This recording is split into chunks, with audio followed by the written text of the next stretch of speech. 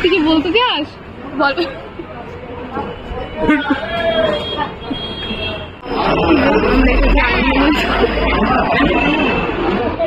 পেছনে লজ্জা পেয়ে গেছে অন্য কারণে, সেটা এখন বলা যাবে না, পরে বলবো যে আমার বিবাহিত হয়ে গেছে। এসেই যাচ্ছে, কেন হচ্ছে ওটা পরে বলবো। এখন তুমি কিছু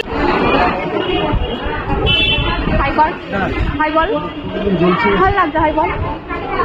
আমরা এসেছি কোথায়? আনন্দময়ী তলা।